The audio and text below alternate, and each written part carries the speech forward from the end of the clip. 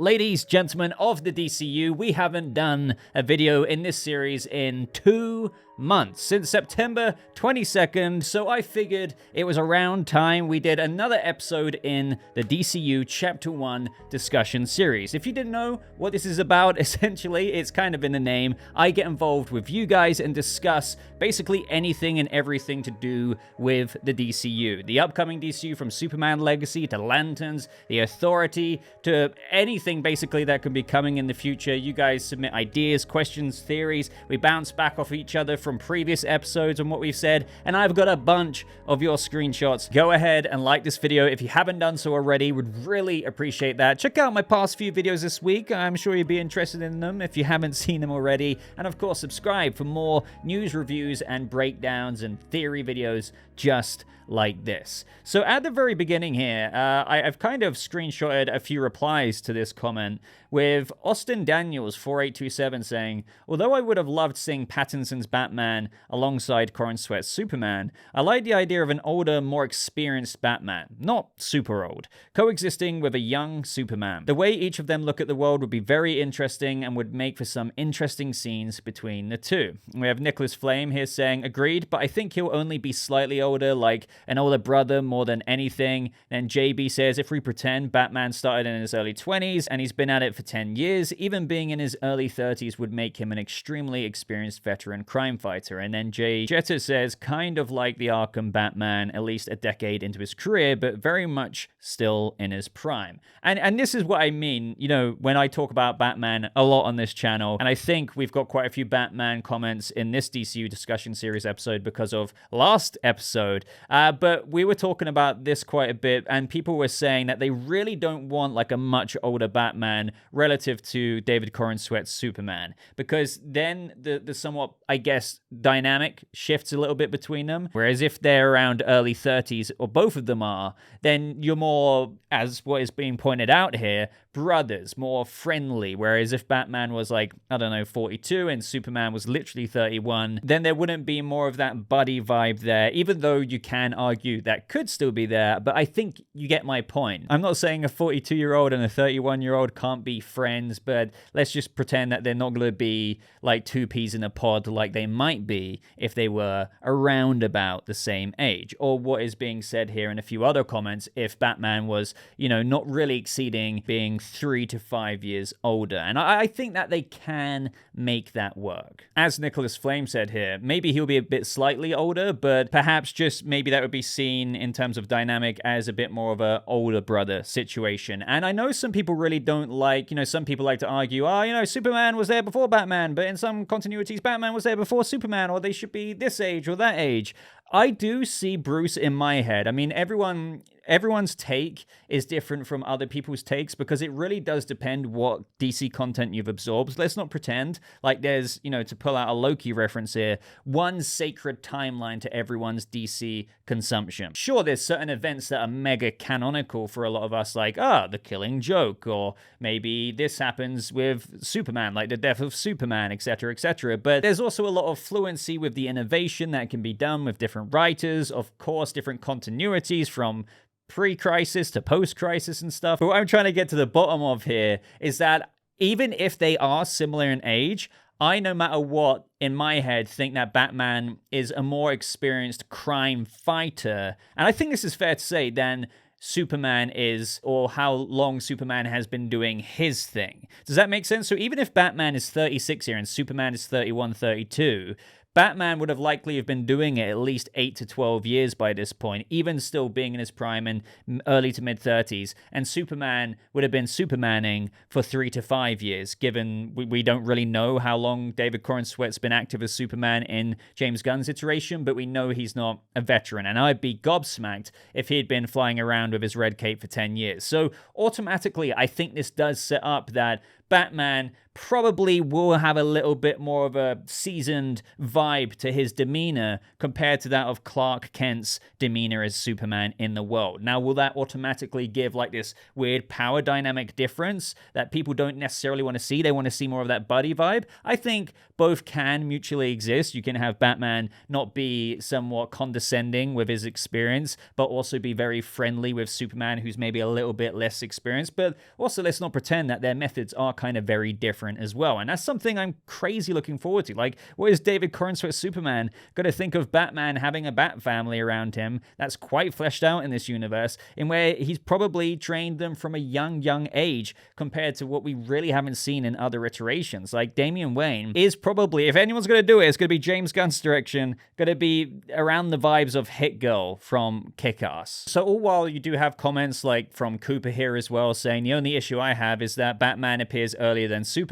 Personally, I like the idea that both Batman and Superman started around the same time. That way, when they're both 10 plus years into their careers, it works well with the whole established superheroes having existed for a long time now. But that's just my preference. Also, regarding the characters' ages, I have no quarrels with them making an older Batman or Superman, just as long as the other isn't too old compared to the other. Best age gap would be around 3 to 5 years. So I do think that this is what it's going to be. Plus, James Gunn has said himself that Batman might, he emphasized might, be a couple of years older than Superman. All while we can't take what James Gunn says in comments, especially when they're worded like that, extremely literally, I do think what we can take out of that is that Batman, Bruce, will be a few years older. Basically what Cooper is saying here, I picture him to be 3 to 5 years older. And as what I've said for a long time now, the way I see this going down is that Batman started or returned back to Gotham when he was 25 years old, turned 26 by Batman year 3, so around 28 years old.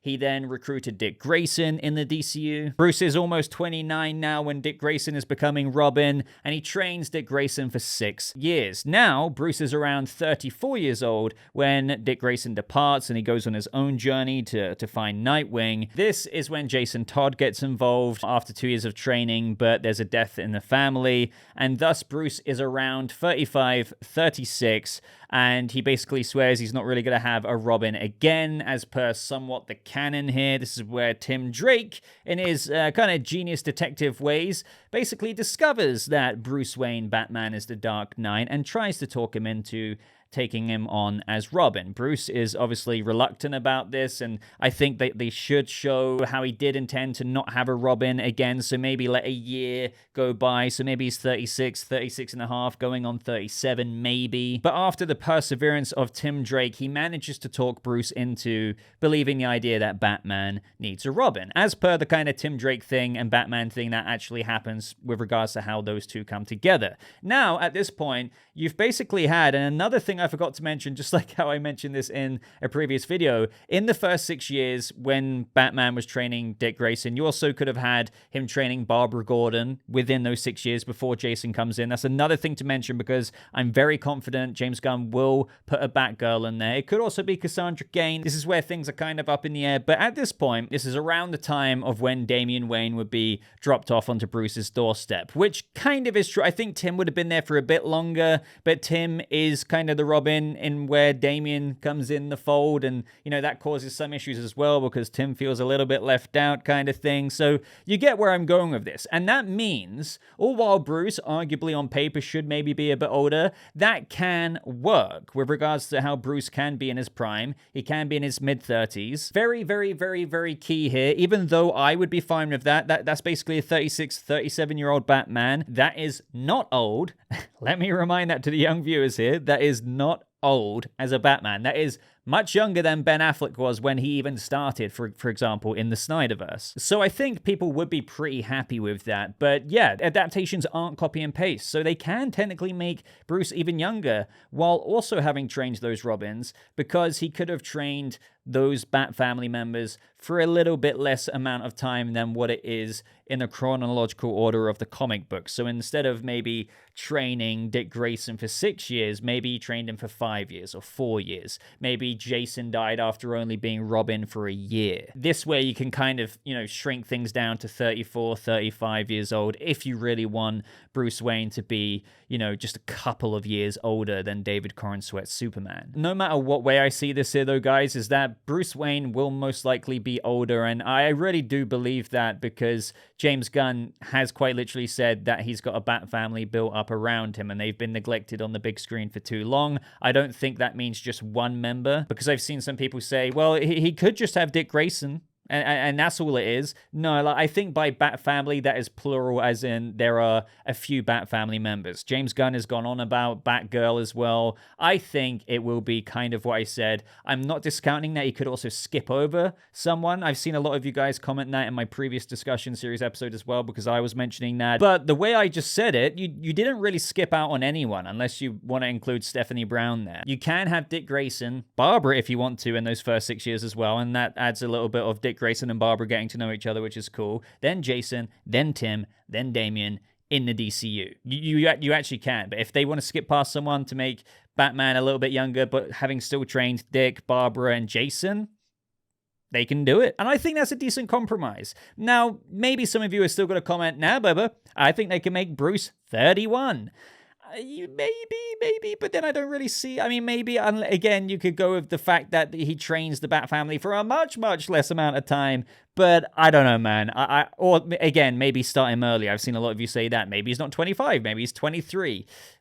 Maybe, I'm not so keen on that idea, just because, honestly, maybe I'm biased to this idea, but I think they can make a version of the comic book story way of things work, with him starting at 25, 26, then training all of these Bat family members, and he's still 36-ish. I don't see why you wouldn't want that, and I don't think that's crazy. I know some of you, though, do think that's crazy. You don't want Batman to be older than Superman at all.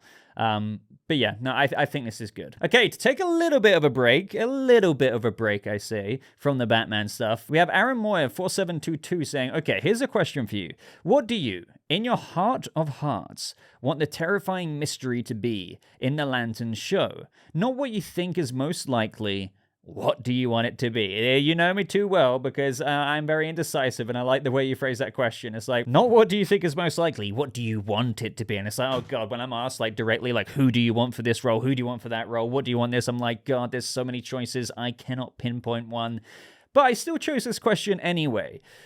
It's going to be really hard because, again, it's like, you know me. I always still want to say, okay, who is most likely? And that would be the center right now. But that is not the question you're asking. You're asking, who do I want it to be? So if it wasn't, knowing that if the leaks aren't true with regards to the center and how that can be cooked over the first several years of Chapter 1, if I had the choice in it, who would I put in there? I do feel like if you choose a variety of villains, if they're executed well, this is such a cop-out answer from me in a way. I feel like any villain could be good. It's, to bring it back to Matt Reeves' Batman, everyone always asks me, who do I want to be the villain? And I'm kind of impartial because I do think whether you had Freeze or whether you had Scarecrow or even if it was Professor Pig, I still think if tackled well and the story's good enough, each villain could be as good as the other one. But then you might still say, but Boba, what is your preference there? And I feel like I'm the kind of person who's so indecisive in life. You should see me at the supermarket trying to decide what bag of chips that I want, kind of thing. It takes me ages.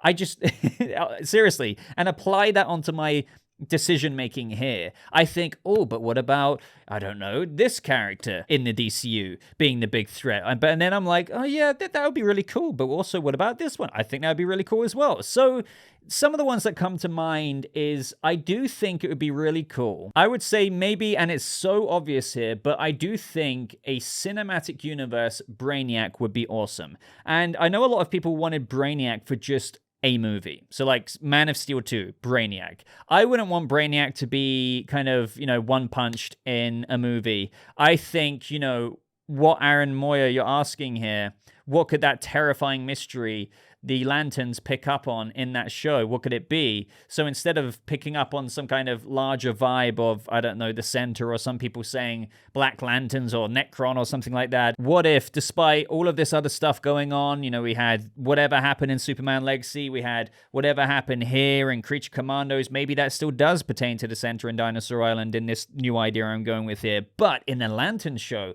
the ancient terrifying mystery is something else. What if it's a Brainiac probe? And the thing I really think that could be realistic about that is, we all know Brainiac. You know, he likes to kind of collect certain things, and he sends his probes out there. It's like, oh, you know, I see that place. We're going to head to there next and maybe bottle that one up. But this probe could have arrived there a long time ago, a very long time ago. But the thing is, it's still advanced tech. It's just that maybe when it went to Earth, kind of maybe like, I guess, Blue Beetle's Scarab, it malfunctioned. Or maybe it malfunctioned for the, I don't know, thousands of years it's been here on Earth, but maybe recently the Lanterns pick up this beacon signal and they go there and it's on a low power mode. Or maybe, dare I say it, and this would be a big L for whoever does this, maybe one of them accidentally activates it. Think Pippin in The Lord of the Rings, The Fellowship of the Ring, where basically the skeleton falls down the well and then it basically wakes up the whole of Moria and the Balrog is there.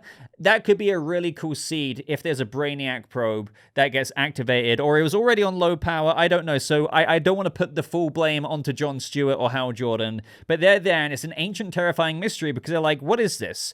What is this? And the more they look into it, maybe other Lantern Corps have information on Brainiac, but they haven't seen or heard of, you know, this threat for ages. And they almost didn't recognize this probe because it's such an old one that they almost don't really have it on record. But really, the reality is that what they might have done is alerted Brainiac to their presence. And, you know, that could be the somewhat Thanos-esque threat or like post turning around on the throne cutscene that we get in the DCU at some point. I think that would be dope because, again, my key point here is that we don't need Brainiac to be one-punched in a Superman movie. I think he should be, I think he would be a chapter-long threat, as in Chapter 1.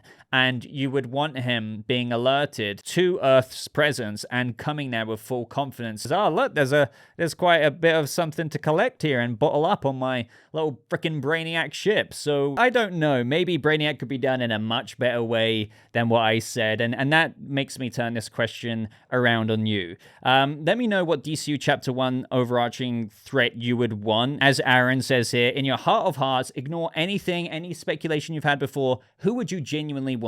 And you can't say Darkseid. Let me put that down. And I only say that because we're obviously not going to get Darkseid. I want realistic, like, okay, not only kind of who do you want, but like in terms of who do you want, who could you actually see being there? Because I can actually almost see Brainiac being introduced into this universe. Because guess what?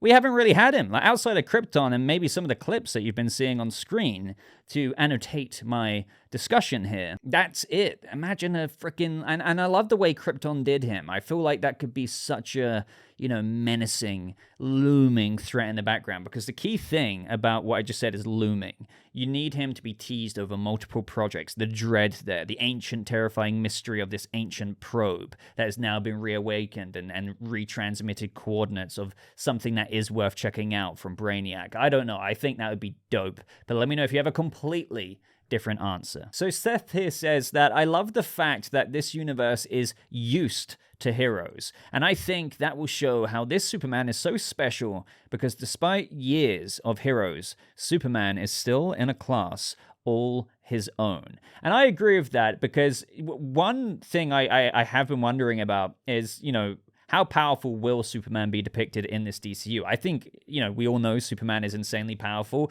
but like there's sometimes different iterations of Superman where I think it's just more the way or the instances certain stories have put him in before and events that he's gone up against just to show, is he God level? Like, my God, he could kind of take a massive freaking beam the size of Jupiter hitting him and he's like still... shine the sun on me and I'm kind of good. Or can he kind of be flicked around? Still very much so the Man of Steel, but the more he kind of gets punched up, it's like, okay, maybe he couldn't take that beam in the other example. That might kind of decimate him. How powerful is David Corenswet Superman going to be? But the larger point of what Seth here is making is something I always nail in these videos to you guys, and that is that this is a world in where heroes exist and have existed. So the cool thing about that, and this could be, you know, a really, well, not maybe a really big part of the plot of Superman Legacy, but you have all these heroes from probably the Justice Society back in World War II, and they're all cool. People have been very used to superheroes, citizens, and some of them have been very powerful. Some of them have probably pulled off crazy feats. Some have probably fallen, and there's maybe monuments to them. But Superman comes around, and again, I can't imagine he's anywhere near to kind of, you know, Batman's potential 10-year career in the DCU already when we're picking up with The Brave and the Bold. But I just don't see him exceeding 5 years. I think 3 years of experience so far would be the best. It shows he's not in year 1, shows he's not in year 2. He's been doing this for like 3 years. That's pretty awesome, and that's not like a rookie Superman, as James Gunn said. It's not an origin tale. But then again, he's not a veteran Superman. So the cool thing about that is I wouldn't say the new kid on the block, as I've said many times before, but other heroes must look at this new guy, which is why there's probably a big name around him. He's a new soup, a new metahuman, a new whatever to the citizens and the press, like the Daily Planet of the world, but he is arguably the most powerful, which is probably why there's a big spotlight on him. Obviously, there's the whole fact that he's like the hero of Metropolis, but obviously I think they're going to show that there's other heroes in Metropolis as well, which obviously isn't unique, just like many other DC Universe cities. There's multiple heroes from multiple cities. But the instant wow factor to this Man of Steel is because he's truly, I think, something unlike anyone has ever seen before. Sure, you might have Mr. Terrific out there, and maybe he's had press before. Who knows how long Eddie Gathke's Mr. Terrific has been doing this with his T-spheres. It could be really impressive. But then Superman comes out of nowhere, and it's like a whole new spotlight, because it's like, we have never seen somebody as powerful as this. This is just unprecedented, and it is something that we want to follow every step of the way in terms of new stories from Lois Lane or whoever else. I mean, it depends how much Lois knows about Clark. Are they dating yet? Are they not dating yet? Does she know he's Superman? Are they just kind of further along in the relationship but not married yet? Who knows? Who knows? We really don't know.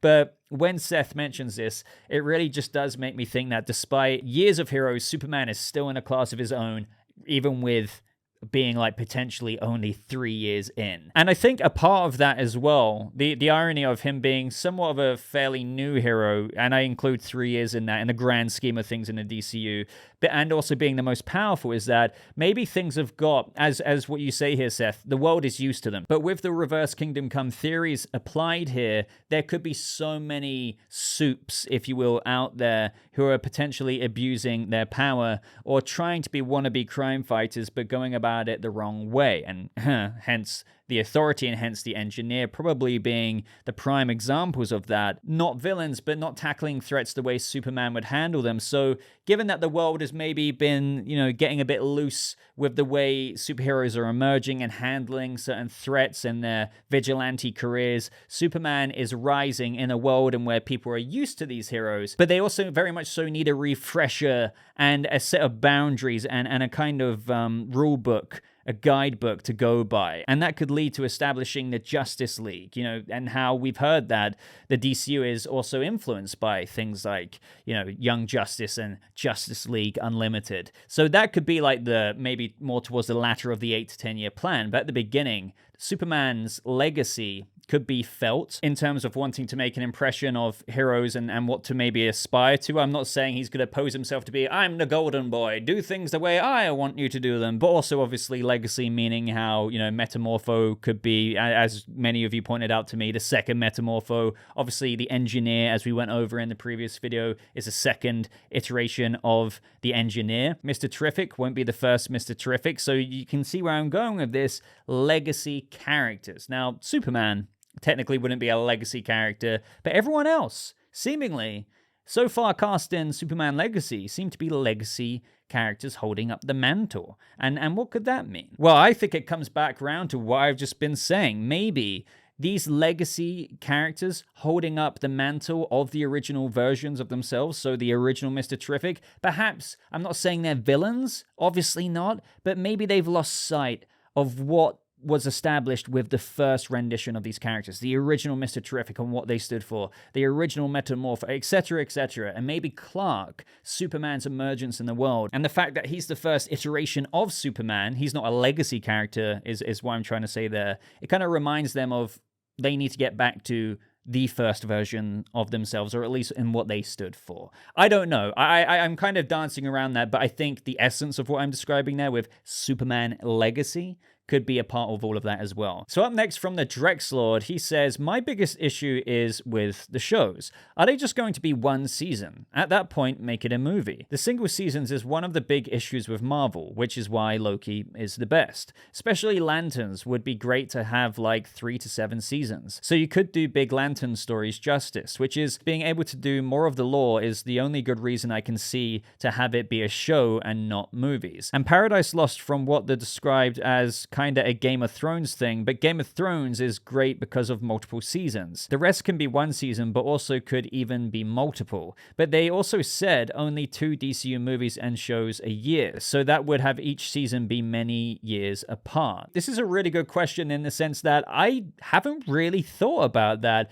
I've never thought about the shows that have been announced so far.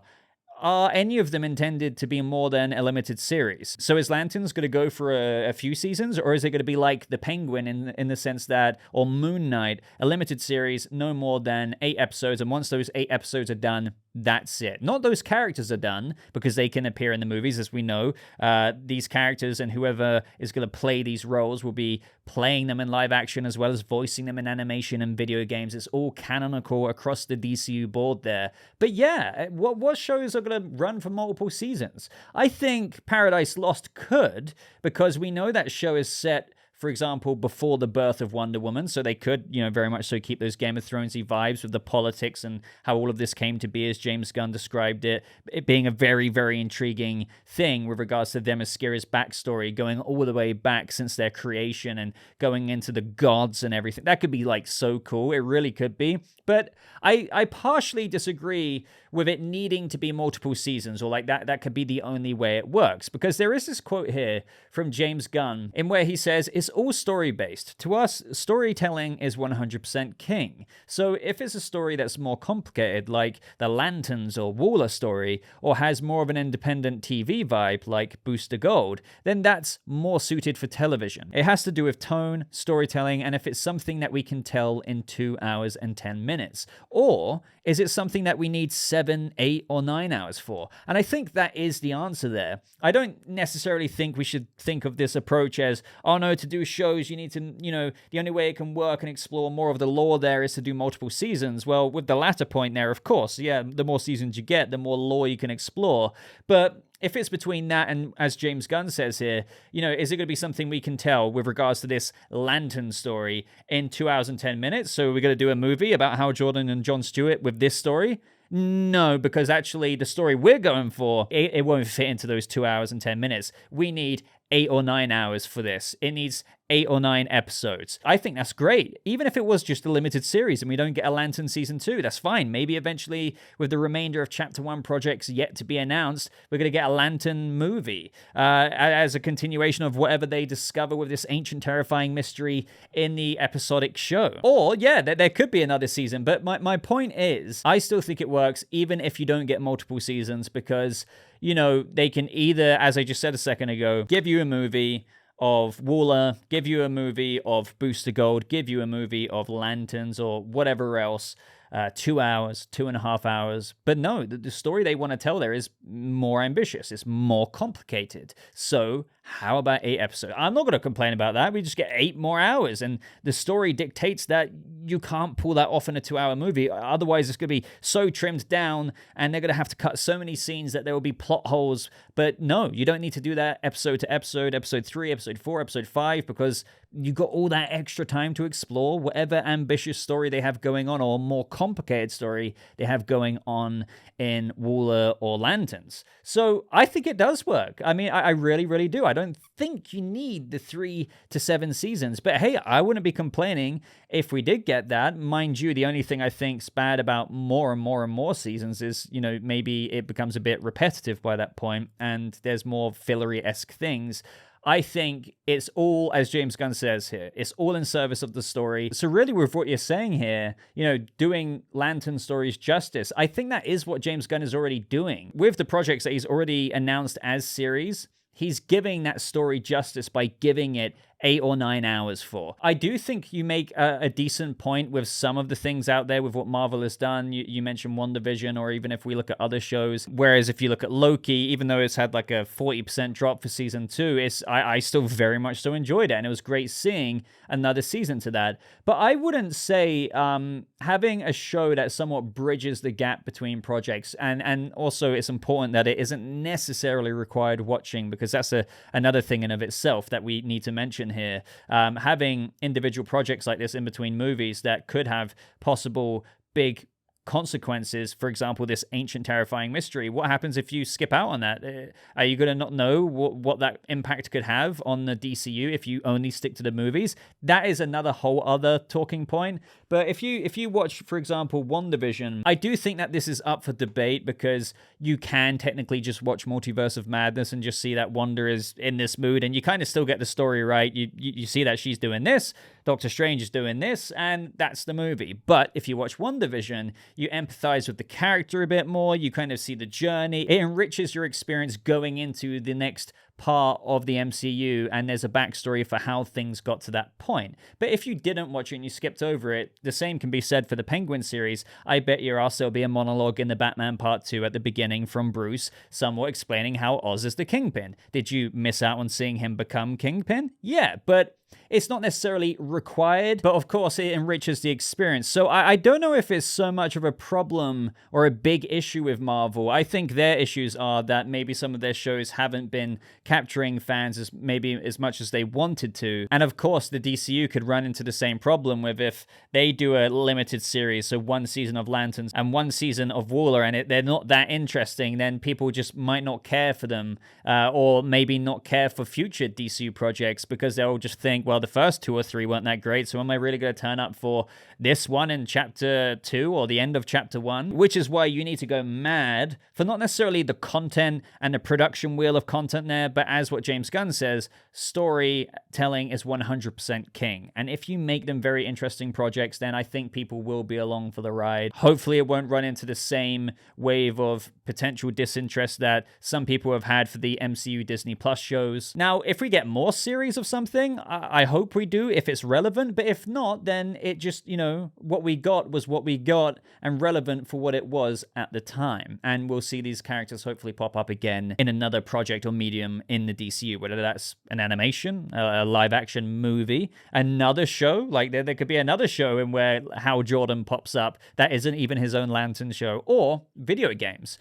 Who knows? Up next from Nerd Rage 557, he says, Warner Brothers Discovery needs to bring realistic expectations in regards to Superman Legacy's box office. Can't make the same mistake of wanting $1 billion and then freaking out when that doesn't happen. I think after the DCU and the way each movie, excluding Joker and the Batman, every DC EU movie hasn't surpassed $400 million. I think that's taught them that there's no way that they can't be expecting some kind of bumpy road at the beginning, even with bringing James Gunn and Peter Safran on. There's no way David Zaslav can be like, right, yeah, we're launching a new DCU. This one's going to be the billion. I feel it. James has told me. No. James Gunn wouldn't dream of saying, oh, yeah, we're rebranding into a new DCU. We've got a whole new 8 to 10 year plan. It wipes the not so goodwill that we haven't really had from the audience thus far, to the point of where they haven't really been turning up to the movies in the latter projects after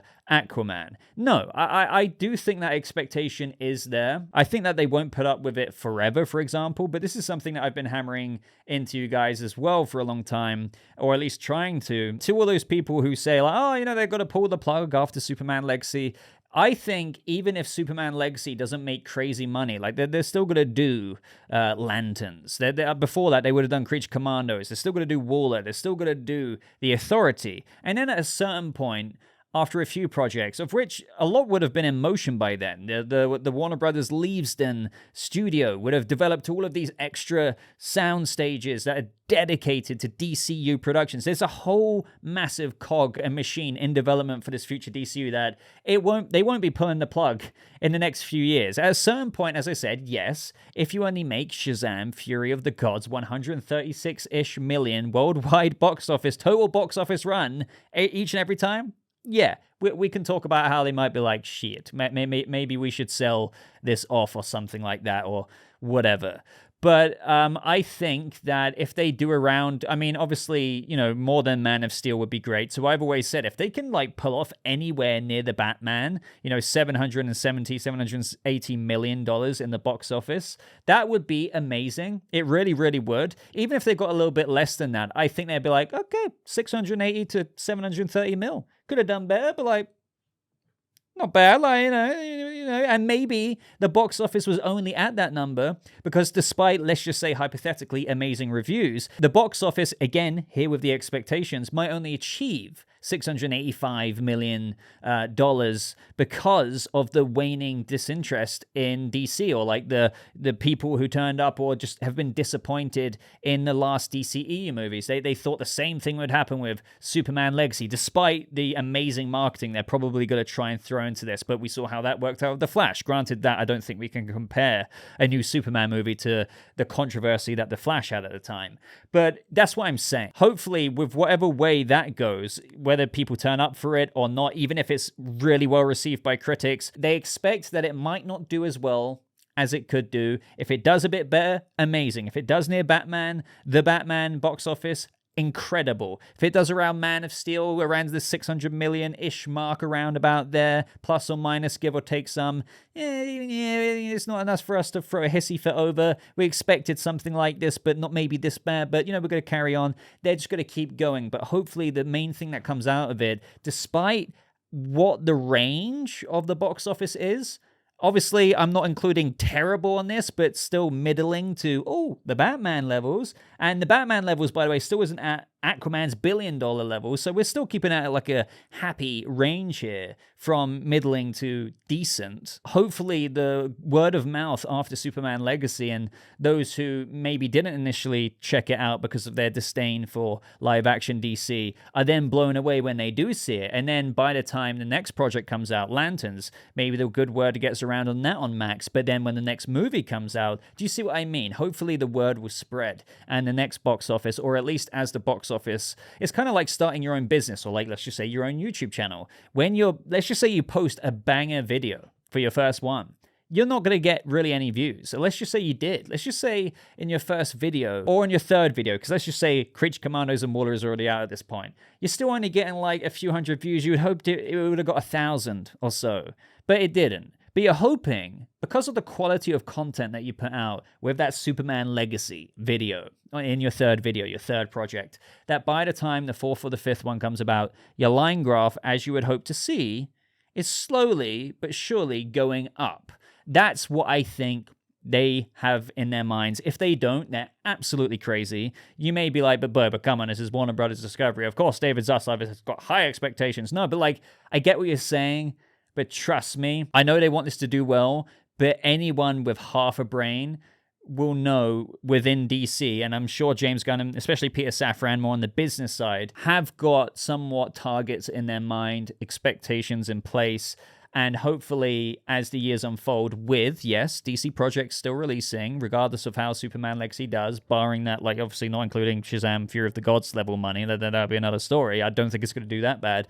They'll keep letting it unfold. I know I keep rambling about this, but that's the vibes of how I think it will go. But of course, if it did even better than the Batman, then my God, amazing, right? Amazing. Anyway, though, ladies and gentlemen, I've been talking for long enough. There were so many more questions that I wanted to get to. I know I say that every time, but every time I think that I would have answered more. So hopefully we can get to some of these leftover ones in the next DCU discussion series video. So of course, let me know all of your thoughts, all of your theories, all of your responses to what I said. Do you you agree? Do you disagree? Do you just have an idea that I might have forgot to mention myself, and you're like, Boba, maybe if you thought about it this way? Let me know any and all thoughts down in that comment section below. Just thank you so much for watching, guys. I really love talking about this with you. Having discussion series on the channel is one of my favorite things, because on top of like news videos or reviews of certain shows or movies when they come out, I love that we can also just dive into like a community-based feedback loop on you guys sending stuff in, you guys commenting on my theories and ideas and whatnot, and it just keeps going back around. And as the months and years unfold, we can, you know, just see how this pans out together. So once again, thanks for being part of the community. Thanks for watching the video. If you've got this far and you're not subscribed, do consider subscribing for more content like this. But until next time, ladies and gentlemen, thank you so much for watching. I hope you have a lovely rest of your day, and I'll see you people of the DCU in the next video. Goodbye.